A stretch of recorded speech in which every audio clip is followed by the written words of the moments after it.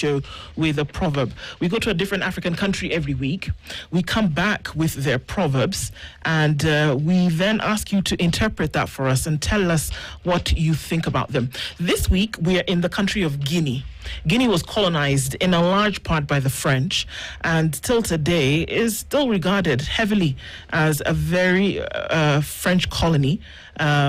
It is one of the French Francophone 8 that decided they were going to pull their decision to continue handing over their sovereign fund to the French.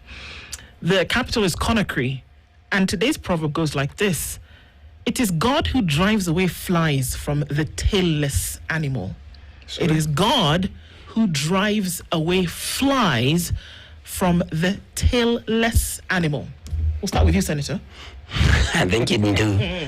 And actually, we also have that particular one in the Agikuyu community.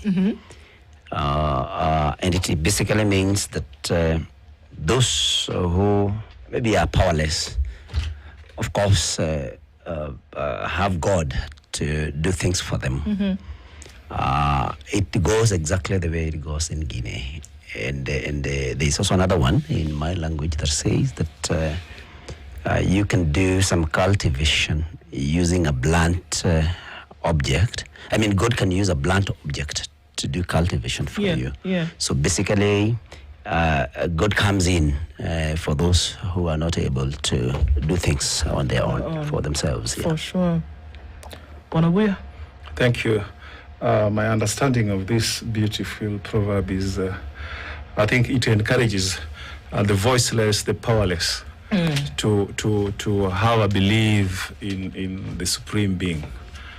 That as much as you may be tailless, you may be short of power. There are powers that are supreme above you who would actually take care of you. Yes, indeed. You will not be left alone. All right. Yesterday was the 20th of November. It is usually around this time that the president, in whatever administration, will give a State of the Nation address. President William Ruto delivered his third State of the Nation address yesterday, and he did this in Parliament as usual, and he was to give the position of the country. He did come out very confident and said a number of things. And what we're doing today is looking through this to say, is this where Kenya is? And if so, well, then carry on. And if it's not, perhaps what needs to be done to get us there. I'm just going to give a few of those drops that were given. And as covered by Kenya's bold newspaper, The Standard, some of the highlights from that, 250 is a number that we're being given here. And that will just start off, and that is the number of dams that will be constructed in Kenya in the next 5 to 7 years. There will be 250 mega and medium dams, and there will be thousands of micro dams and irrigation for 2.5 million acres within 7 years. We're just going to start with that one. We'll start with you, Senator. The president said he's fixed the economy, he's fixed education, he's sorted out healthcare. In fact, he's increased the rate of the amount of money that cancer patients will have access to under universal health coverage from 500,000 shillings to 800,000 shillings. These are some of the things that he said yesterday. But let's look at this 250 in terms of, what's going to happen with irrigation that will then propel agriculture to boost the economy. Are you okay with that? Thank you. I think I would have been more glad to hear the president say how far he has gone with the dams for the 3 years that he has been in power. Because remember, and I'm a new DA on paper. Yes. Remember that he promised during his campaigns that he was actually going to put up 100 mega dams, not 50. Now he's talking about 50. 250. 250. I'm talking about the mega dams, the big ones. Now, it was a State of the Nation address, Ndu. I would have expected him to tell us this is the number of dams we have constructed since 2022 when I came to power. or this is the number of dams that we have started construction. We have started constructing.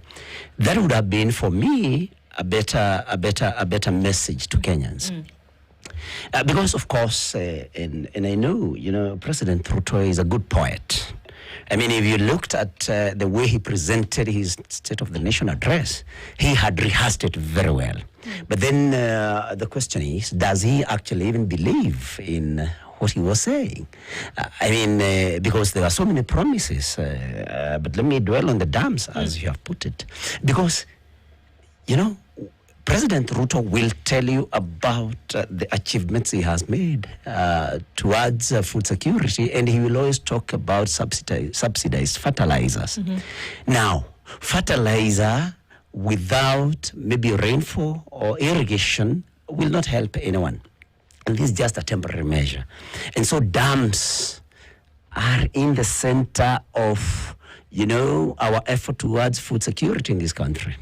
But we cannot just talk about them. We need to show our commitment. I wish the commitment that he has shown in the construction of these so-called affordable houses, even in areas where they are actually not needed, I wish that was the same vigor and zeal that he had showed in construction of dams. Because how do you even start thinking of taking Kenya to the first world before you have fed your people, you are putting measures into place to see to it that in the long term, your people will never, lack food? Let's fix the basics first. Well, that is food security, health, education. And when if we get an opportunity, we're also going to look at what has been done in education, health, the basics. Before we go to these even mega projects that allow me, Senator, to bring in a comment. Yes. And it reads from the Business Daily, page 4, that President William Ruto is banking on two sovereign funds to deliver 5 trillion worth of projects over the next 10 years, highlighting the government's resolve to shift from funding infrastructure projects using debt. During an address to Parliament yesterday, the President stated that funding for projects in the transport, energy, agriculture, and education sectors would be sourced from Sovereign Wealth Fund and the National Infrastructure Fund, rather than borrowing or relying on taxes. In my opinion, and I stand to be corrected, Kenya does not have a sovereign fund because we don't sell any commodities. Therefore, all the monies we collect are domiciled on taxes. So I'm looking at double taxation when he says he wants to create an infrastructure fund, and one says he wants to raise 5 million to create the trillion to fund the project. Is in that breach of our laws, Senator? Well, I may not be very. I'm very competent on commenting on laws. Of course, having come from a different professional background. Yes. But when you listen to the president talking about this National Infrastructure Fund, because I listened to him, basically he's talking about the proceeds that we get maybe from privatization of public corporations and public assets. Yes. And that actually got me very worried because, when we privatize public assets and public corporations and institutions, what safeguards are there?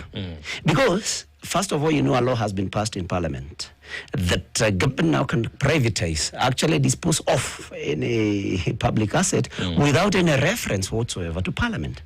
So, how will people be represented in making this any particular decision to or maybe dispose of a public? Of course, I know he said that a law is going to be brought to Parliament. To maybe govern or guide this. Because we need to ensure that anytime we get these kind of funds, then they go to these national infrastructure projects. But then which Parliament?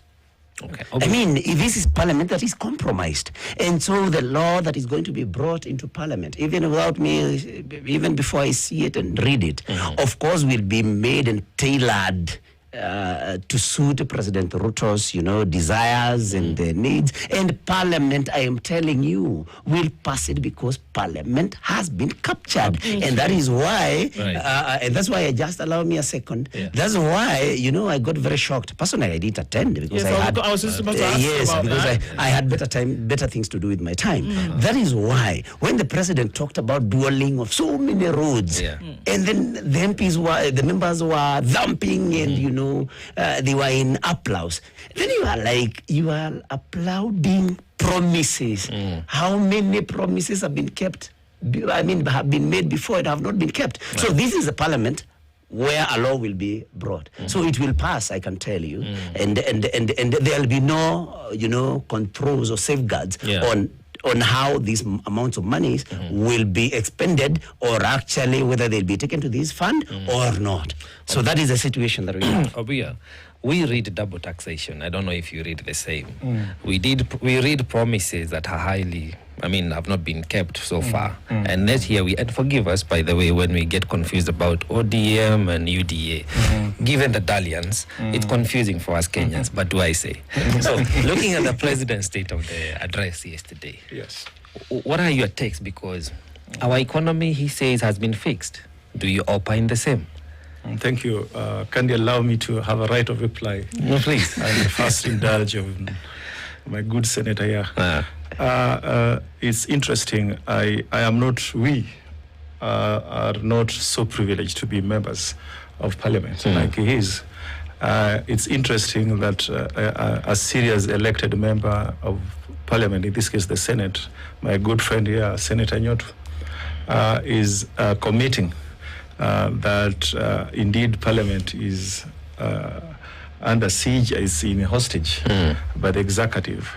My understanding on the standing orders of both parliaments is that parliament is very independent, and all members, our current laws, the Constitution of 2010, there's no opposition and there's no executive in parliament, any parliament.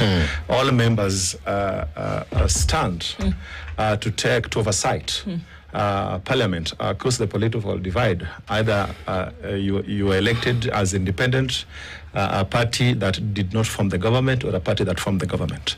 So I think it is a collective and individual responsibility of all members of parliament to oversight government, that is the executive.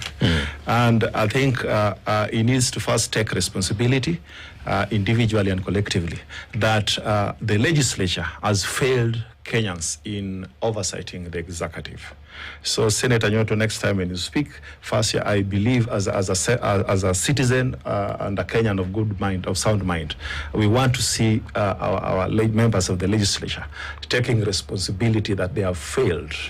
And how I pray, that people who are strong like you would be bold enough and resign from their elective positions and seek fresh mandate from their constituents. That would show commitment to the narratives that you stand for, that you speak daily. As much as it is important to criticize the government, and I love the energy that my friend here and Sako has on criticizing the government, that is indeed welcome. But I pray, you mentioned that President Ruto came up with the affordable housing project, including areas that they are not necessary. As an elected leader, like which areas have you done a public participation across the cities and the towns in Kenya? Have you, and how many towns you've met citizens that they have told you we did not need this project in this area? In order of priority, we would have prioritized on project XY. And I think most citizens, like where I come from in Homa Bay, we are so blessed by the administration of President Ruto. The affordable housing, which is 100% done and 100% occupied, it is so welcome. The road how many of those? Sorry? How many of those? It has 1,000 units. 1,000 units in Homa Bay. In Homa Bay town. Completed 100% done and 100% occupied. Under what mechanism? How did these individuals get into these homes? Or families? The families. The acquisition of affordable housing it's too open, and it's open to the public knowledge. You go through Boma Yetu within the NHC website. You do an application, and first come, first serve. Did these 1,000 people in these 1,000 units go through Bomayangu, make the application, pay the 10%, and then get the facility? They did? The website for NHC through Bomayangu, it's open to public for. I am aware. For scrutiny. My question is. Yes. Did these individuals? You seem to know quite a bit about it. Yes. Did these families in Homa Bay? Yes. Do this application, because I know very well the application. Did they do the application, all of them get approved, and then move in and are currently paying this monthly amount to live in the homes? My understanding is there's no one who can acquire any affordable housing asset without due diligence. That's my understanding. So did they do this in order for them to be inhabitants of my these sister, homes? there's nobody in any part of the Republic that can acquire affordable housing unit without due diligence. So they did it. It's simple. Yes, you can say they did. They did it. They did it. You All can't right. acquire without due diligence. So they did it. Yes. Okay. So how would you understand that in order for that to happen, so it looks as though that's taken care of, right? And it continues to be one that they can live in. Because this is one issue that he did bring up in the State of the Nation yesterday. So the monies that then are deducted from individuals with a pay slip every month, where does that money go? If we're seeing such great uptake of the affordable housing scheme, where does the money that a working individual is deducted from every month go? I wouldn't want to really indulge much better into that, being that, number one, I'm not a member of the National Housing Corporation, NHC. As a consumer and as a resident in Homa Bay, I would kindly elaborate to the extent of your knowledge, of my knowledge as a consumer, all right, and as a resident, and just allow me to pick up from where I left. My good friend here also spoke about promises. That the president is very good with promises. I want to tell you, as a social scientist, my brother, that the world is very hopeless. Globally. The word promise or the world? The okay, world, okay. The world is very hopeless. And the human race, basically, from time immemorial, is managed and run on positive promises. Without having hopes in life, the humankind would easily give up. And, the mental wellness of society requires that people in leadership, both in church, government, and social levels, at community levels, should run the world, number one, on giving the humankind hope. And I as an individual, I would encourage him and all people who are charged with responsibility of guiding societies to keep on giving humankind hope. And in this case, as a consumer in Homa Bay, he spoke about dams. I want to thank the government of President Ruto for giving us a serious water infrastructure in Homa Bay. We have the Atemo Dam that is 100% completed. That has got 30 million cubic meter in Wire Hills. And what we are waiting for is the last mile. That is, we are hopeful that the county government of Governor Wanga would complete the last mile so that every designated community centers will start receiving fresh water for consumption. So as a resident and a consumer in Homa Bay, and by extension, better part of Nyanza Luo region, we strongly want to tell you that the last 1.5 years, we have seen the good deeds of the administration of President. Why do you think that is? we are consumers, number one. We are also taxpayers. Historically, Nyanza region, we've had situations before when the administration of President Ruto, where President Daniel Arap Moi, when it was widely mentioned that siasa mbaya maisha mbaya. And it is also on record that people from my region have stood for and fought strongly for civic liberties, civil liberties, and also for good governance in this country.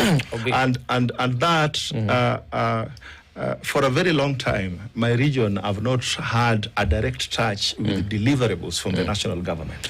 And as we speak now, I want to strongly tell you, as a permanent resident of Nyanza region, that indeed President Ruto has done so much in this short period. Thank you for letting us know that. However, Obuya, yes, please. How I wish many Kenyans echoed your sentiments. But that's not the case. Yes. Most people are disgruntled by the same regime you are praising. But we are a constitutional country. Yeah. We are led by the rule of law. We are not led by the whims and the wishes of a president who says this region, you are shy of saying what you're talking about is as a result of the broad-based, which was a compromise on the sovereign will of the people. But that's a conversation. I didn't say as a result of broad-based. You did not. I'm just saying you're shy of. The 1.5 years you're talking about is the existence of the broad-based. But now, it's proper that we talk to facts, because when we speak to these microphones, the people of Homa Bay can hear you. The people of the Luo Nyanza region can hear you. They can say that the 1,000 units are not from the avoidable housing project. They are from the National Housing Corporation, which had been started way before this regime came into office. Water is a devolved function.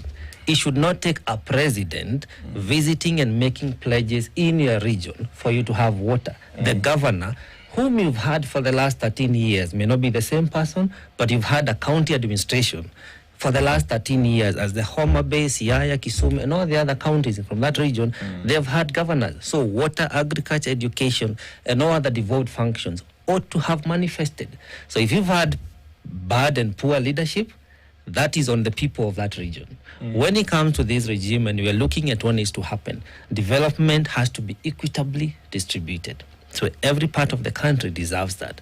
But do you think, in your assessment, that people are being unfair when they say that the president is not speaking to the reality of the real Kenya? The question is, in this case, which people have you interviewed? And Kenya is big. And when these said people, at what point did they realize that the present government does not equitably represent all sections of the nation? I'll give you an example. The revolution of the Gen Z. Last week, I'll tell you who has realized that, and then maybe Senator Ruto can speak to this.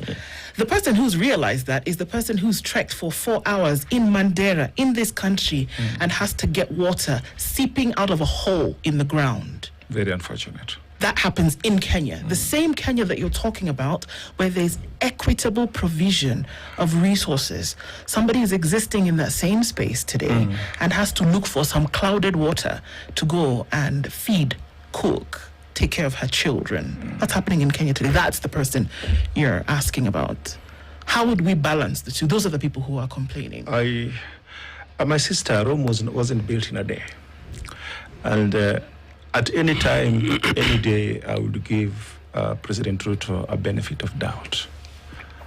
Number one, me being a member of UDA does not take away my conscience as a father and as a citizen. First, I'm a citizen who believes in the rule of law. And I want to tell you that being that I've been around, I saw actively President Daniel Moi, his administration. I saw President Mwai Kibaki. I closely saw the administration of President Uhuru Kenyatta. And I am seeing the administration of William Ruto. I'm telling you, any day I would choose William Ruto. Because as much as, the way all levels of infrastructure in Kenya, be it water, be it road infrastructure, the economic infrastructure, the previous governments have had serious biasness in leveraging the economy of communities across Kenya. And it is important to know that, our diversity should be our strength as a nation. And if you look at the way the economic infrastructure of sections of Kenya from the previous governments was unfairly distributed. And if you look at what President Ruto has taken the bull by the horns, which makes people who own big infrastructure, in this case including communication infrastructure, the media industry, people who shape opinions of communities, because like you are the moderators in this studio, you have your directors, people who shape programs for every day in your studios. Who are these people? And if you look deeply, who the last 10, 15, 20 years, who owns the communication infrastructure? You have the answer. And there's so somebody said, if you want to kill a dog, you give it a bad name. And initially, President Ruto is someone who has survived. One, he was profiled, he was labeled a thief, he was labeled corrupt. And fighting that stigma with a new administration. And it is on record when former deputy president, when President Ruto and himself was being sworn in Kasarani, Rigiji, it is on record, he mentioned that they are taking up a government with empty coffers. Empty coffers. Now, let me come in, Obuya, because what you, as Senator, how I pray, yes, that Senator Ruto tells me. Yes, he's coming in to tell us, because what you have described is nothing short of an autocracy, nothing short of a dictatorship. That's not the kind of a constitution we are served with, where our president is all supreme and even extends to control the media station. The fourth estate has to be respected. But, Senator, earlier on we were having a conversation about the economy and how the economy has been fixed, allegedly, and the various sectors that have been mentioned. And one of the things we looked at was the agriculture sector. Murang'a County is a major producer of the avocado fruits. Yes. And we were doing just a short survey, how much it's going for. And we know one of the most unappreciated are the farmers, because they get less than 10 shillings for a fruit. But in the market, things are changing. From your point of view, do you feel, across now other sectors doesn't have to be agriculture, that what the president was talking about, there are things we could say that literally this has changed, and indeed the cost of living has changed, and this is where we are, and perhaps we are being unfair, or indeed Kenyans are disgruntled based on how they are living their lives day to day, and it is different from what the president reported yesterday. Then if you have a rejoinder to Obuya, please. Thank you, and I think I'm disappointed that you have allowed Ken to convert a discussion about the state of the nation to a discussion of what has happened in Nyanza and to a discussion about President Ruto, how good he is. I mean, we are discussing the state of the nation address as delivered by President Ruto yesterday. Not what has happened in Nyanza. It is what has happened in Kenya. And so I'm a little disappointed. But before I come to the avocado situation in Moraga County, which I represent in the Senate, it's important that I tell Ken, he started by saying that he was disappointed that as an elected member of Parliament in the Senate, that I am lamenting about the capture of the said two houses by government, and that I should resign. Now, Ken should know, and everybody should know, that when the majority have their way, the minority have their say. I only said that the majority will have their way, but we will remain there so that our say can continue being heard. So it is not the right thing to tell those of us who do not support the regime that we should resign from Parliament is captured. We are only saying that the majority have been captured. But for those of us who are in the minority, we'll continue being there so that we can continue having our say, although we may not have our way. The other thing is, and I don't want to dwell much on the, lack of independence of Parliament, but we have seen, parliamentarians, proposing and supporting Adani so vehemently. But when again the president comes during the last State of the Nation address last year, when he comes and says that those days have been cancelled, the same members who are supporting the programs again now then stand up in Parliament and gives the president an ovation, a standing ovation, and tells him igwe, igwe, igwe. So then you are left wondering, exactly, does the president think for them or what is happening? Because if he says something is good, then you are all over saying how good it is. Then the same president comes and says, hello, we have decided we will cancel this. I think it is not good. Then now you are there. I mean, that is what I'm talking about, Ken, that you cannot rely on a house that, again, you know what happened with the finance bill. He passed it against the wishes of Kenyans. Then the president calls them in State House, says, come on, I will not ascend, or I'm cancelling this finance bill. Then they are there again clapping. So what type of a house is that? So you cannot tell me to resign. And it's important that we, this thing about affordable housing, has so many questions that, Ken has just scratched the surface. There are so many questions, Ken. This, first of all, should we be putting up affordable housing using a levy, which is a tax, or social housing? Because in my understanding, I think if you are going to use taxes, you'll get your time. If you are going, because housing, it's a housing levy, not a fund. If you are using a levy, then it should be probably to improve the standards of living of those who are which is what a levy would do ordinarily. Yes, yeah. and so we may not have enough time to look at this, but it's a levy, it's not a fund. When we finally then again sell these houses, and you'll get your time. I was very patient again. No.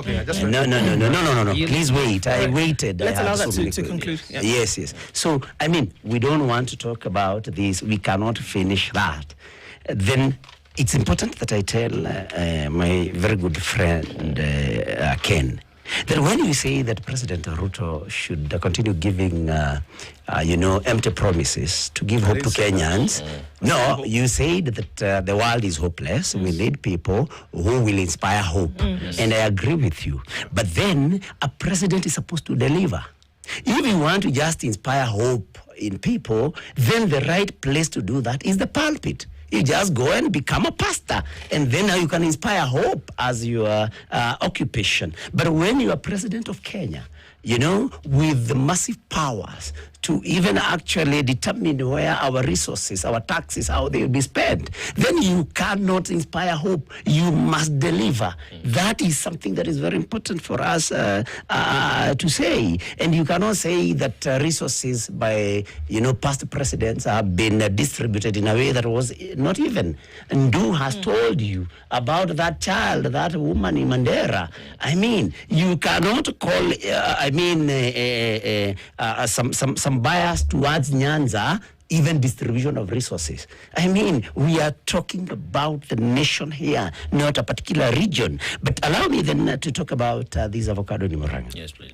I know agriculture is involved in matters like those, but there was some protest in Murang'a sometimes back, I think last year, when actually Kenya Revenue Authority officers came to the ground and wanted to and actually told people that they were introducing a tax, farmers, and everybody knows that it was widely reported, and farmers actually protested against that. So government has not brought in any incentives to these farmers, whether in terms of maybe input, in terms of maybe training of farmers to give them maybe through agricultural extension officers or something like that. But then they want to come and tax the farmer. Of course, I know it was temporarily halted, but we have not seen any input government has done towards, or any effort that government has done, the national government has done towards, enhancing the avocado farmers in Murang'a, or even marketing. I mean,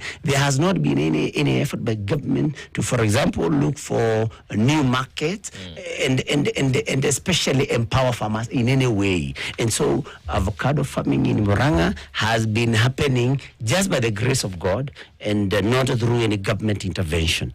And I think that is what I may want to say. And it is important that we brought out to Ken that the houses that they're doing he talked about in Homa Bay, that were done by NHC. This is not a project, President Ruto's, project. Even the houses launched in somewhere in Mukuru the other day. I mean, these were houses that were not, it was not his project. And so, I mean, we need to be truthful. And then the issue of housing is basically more about priorities. You talk about 1,000 units in Homa Bay. Homa Bay, what is the population of Homa Bay? What would help Homa Bay more? Is it housing 1,000 people, or taking money to schools in terms of capitation, improving SHA to see to it that it covers every other expense? I mean, what is more important? In Murang'a, for example, if you tell me that you are putting up 1,000 units in Murang'a, a county with a population of 1 million people, but the kids there cannot access education, even in university. I mean, hospitals. I mean, when people get sick, yes, SHA will pay part of it, but then there's another part that the households are supposed to raise. Okay. I mean, what is more important? Those are the issues. So what I hear you saying, Senator, that in as much as we can't run away from some things, I mean, it was interesting yesterday because during the State of the Nation address, there was a lot of fact-checking that was going on. It was real-time results about some of the things that the president was saying, where some of the things were said to be spot on, that he said they had done, and it was found that they had been done. Unfortunately, there were many a thing that he said had been done that had not been, and that they were looking to do, which from lived experience would give light to the possibility of them not being done.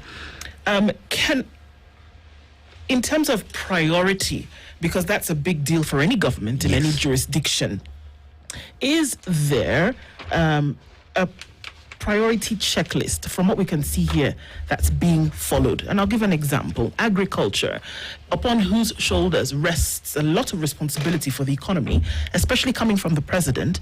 Agriculture is a big ticket item. That means it's linked directly to these water projects that we see, because Kenya, where it's geographically domiciled, means that it doesn't have enough rain. Agriculture then will only survive if you do have these water projects in play. But for the last 7 years, it's been impossible to have a mega dam project started and completed in Kenya. Why? Thank you, Ndu. Please allow me, I'll come back to that in a few. I believe in leadership that comes with responsibility and actions. Number one, I mentioned here that me and you, the three of us, we are not as privileged as my brother here to be sitting members of parliament.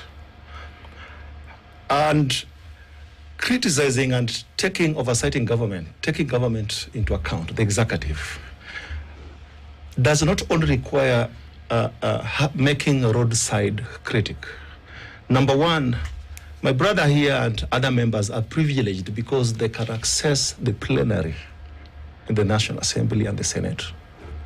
Is privileged to make a petition. Parliament is a house of rules and procedures.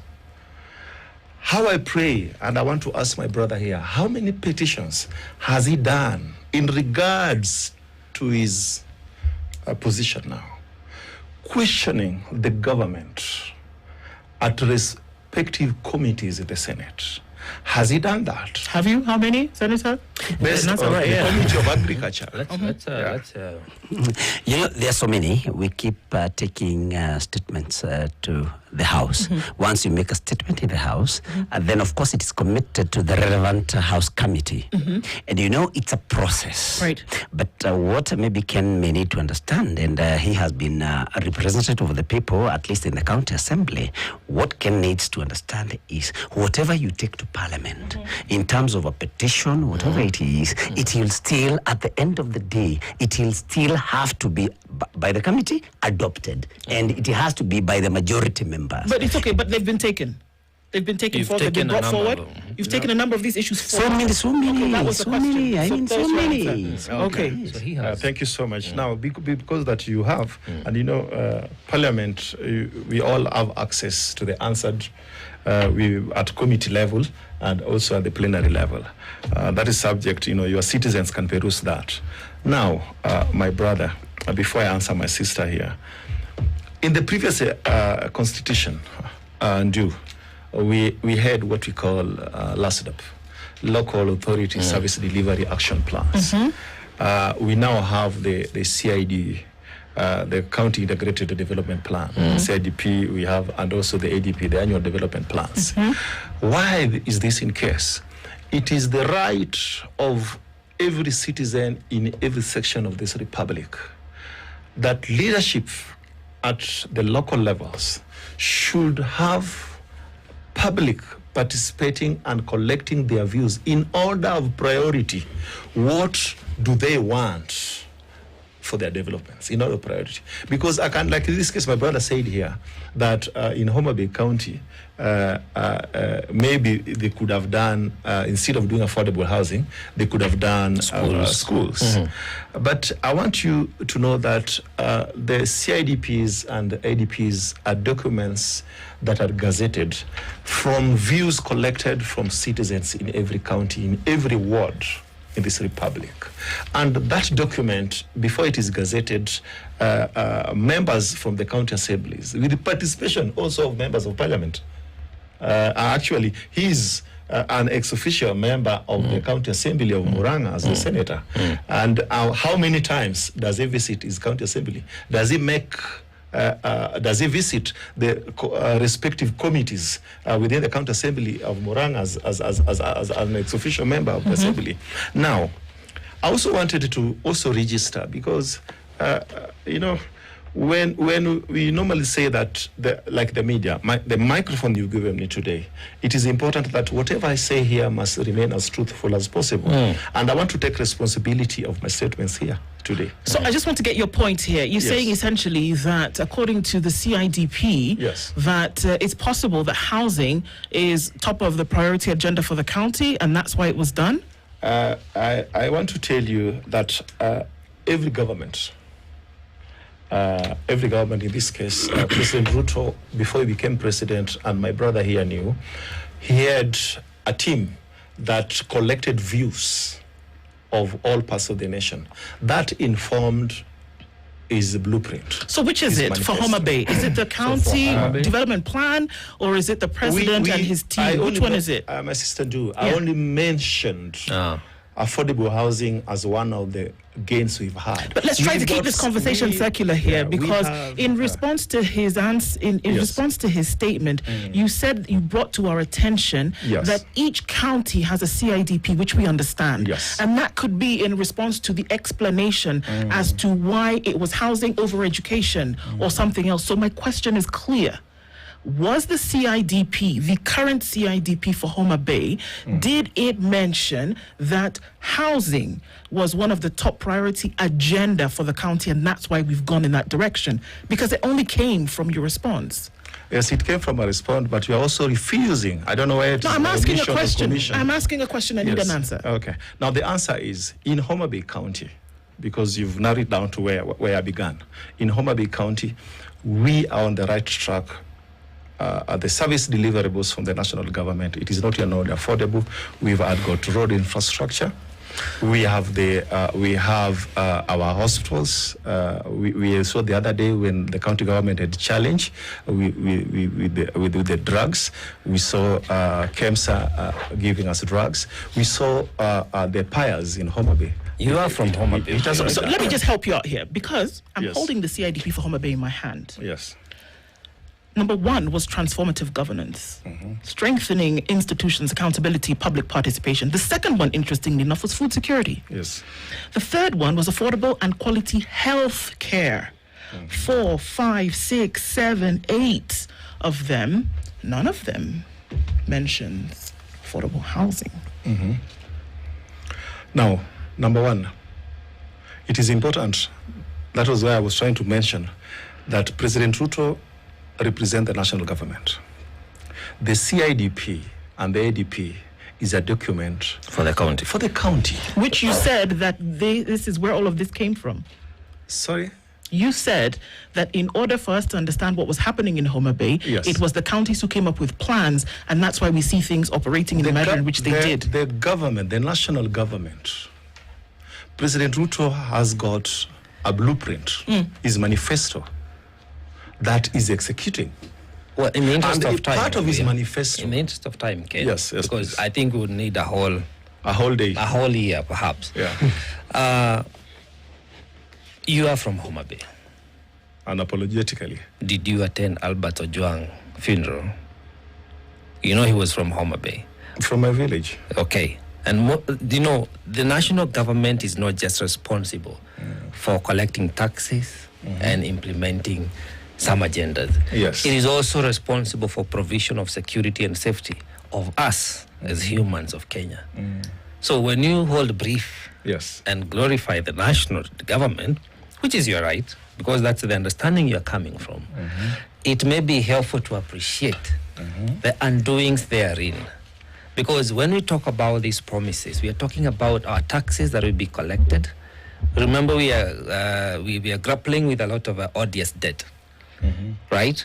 The Senate itself, the bicameral House yesterday was half empty, which is an injustice to us Kenyans, because these are our representatives. If themselves, they feel captured and they are not able to even tolerate what is being presented by the president, we need to have a serious conversation. So therefore, I think it's fair that you do hold a certain position in terms of how this regime stands. But majority of Kenyans, led one by Senator Nyoto in his own opinion and others, are feeling this is not the direction we ought to be taking as a country. But in the interest of time, perhaps we should further this conversation some other way. But Senator Nyoto, you could come in and just make your... I think I want to just say that in general, Ken is struggling. Because of course his party, the party leader, the president, he is the chair Homa Bay County UDA. I mean, first of all, the president himself does not believe in the things he was saying yesterday. And that's why Ken is struggling, because the presenter of this particular address does not believe in what he said. But basically, Ken, just to help you, you don't actually even have to be a very smart person to know that before you build a house for me, I need to have eaten. I mean, the basics. I mean, food security, health, education. If you have been able to satisfy my needs in that, now you can tell me about housing. Now you can start talking about transforming Kenya into a first world. But before you have assured me that I'll have a meal tomorrow, if I'm not assured that when I get sick and go to hospital, I'll be treated with or without any money in my pocket. If I know that my child will go to school whether or not I can afford, that I'm not paying, go to school to the highest level, then we can start discussing the others. So I think let us not even belabor on, dwelling of roads, housing. President Ruto should have just told us yesterday, because he's on record as having said that he's the best president Kenya has ever had. What is it that he has done about the three basic problems that were identified at independence? food, shelter, and the sorting of poverty, of course. Then, bring these others. So for me, he's actually putting the cart before the horse. For me, basically that address was just a good poem, well rehearsed by somebody who did not believe and who does not even believe in the content of that very rosy poem. And that is basically what it is. Sort out our basics. Then take us to the next level. Don't tell us about heaven when we cannot be able to access actually the nearest trading center in my area. I mean, basically that is what it is. But to say that there is any county that in its CIDP recommended, that came up with that they needed housing more, of course, it is not even possible.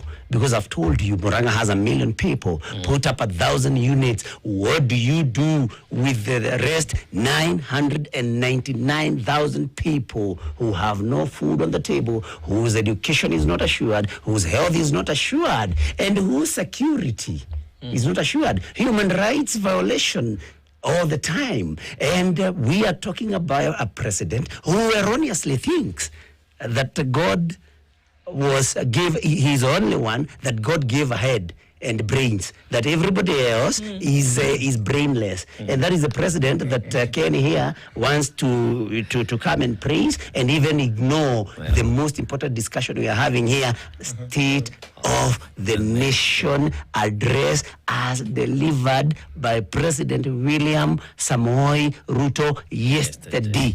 All right, well, so these are the conversations we need to continue having locally, loudly, and together, because it takes all of us to make a great country work. Ken, we'll give it to you the last minute. Sorry?